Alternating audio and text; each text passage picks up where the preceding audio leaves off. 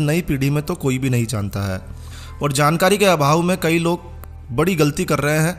आज इस वीडियो में हम आपको जानकारी शेयर करने जा रहे हैं कि तोरण क्यों मारा जाता है। तो आइए शुरू करते हैं।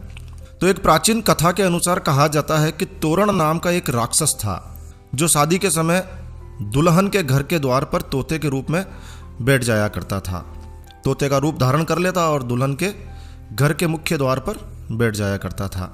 जब दूल्हा द्वार पर आता तो वो राक्षस दूल्हे के शरीर में प्रवेश कर जाता था और दुल्हन से स्वयं शादी रचाकर उसे परेशान करता था। एक बार की बात है, एक साहसी और चतुर राजकुमार की शादी तय हुई। शादी के समय जब वो दुल्हन के घर में प्रवेश कर रहा था तो उस राजकुमार में कुछ दैवीय शक्तियां थी। तो अचानक उसकी नज़र उस राक्षसी तोते पर पड़ी। वो तुरंत समझ गया कि ये राक्षस है और उसने तुरंत तलवार निकाली और उसे मार गिराया और फिर शादी संपन्न हुई।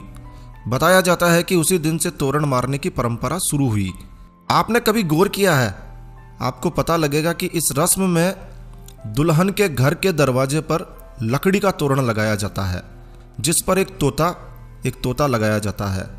अगर आपने नहीं देखा है तो आप ठीक से तोरण को देखिए। तोरण पर तोता जरूर बिठाया जाता है। तो लकड़ी से तोरण बनाया जाता है और उस पर एक राक्षस का प्रतीक तोता बिठाया जाता है और बगल में दोनों तरफ छोटे तोते बिठाए जाते हैं। दूल्हा जब शादी के समय वधू के मुख्य द्वार पर आता है तो तलवार से उस लकड़ी के बने राक्षस रूपी तोते को मारने की रस्म पूर्ण करता है।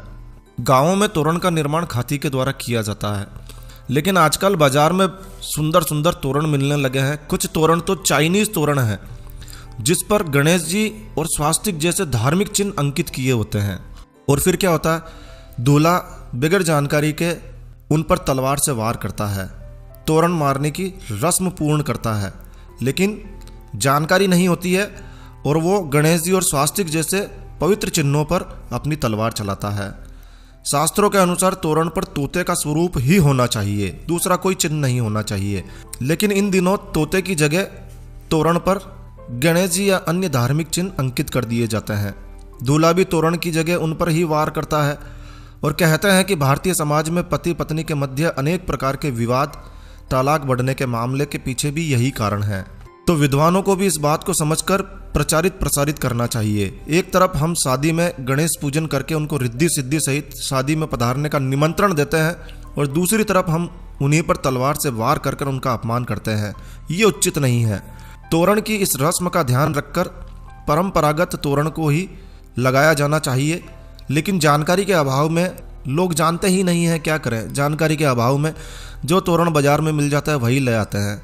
तो इस बात का विशेष रूप से ध्यान रखें कि इस बार जब भी किसी की शादी हो और यदि आपकी नज़र इस प्रकार के तोरण पर पड़े तो उसे समझाइए और हो सके तो इस वीडियो को अधिक से अधिक शेयर कीजिए। यदि आप हिंदू हैं, हिंदू धर्म को, हिंदू परंपराओं को जिंदा रखना चाहते हैं तो इस वीडियो को ज़रूर से शेयर कीजिए।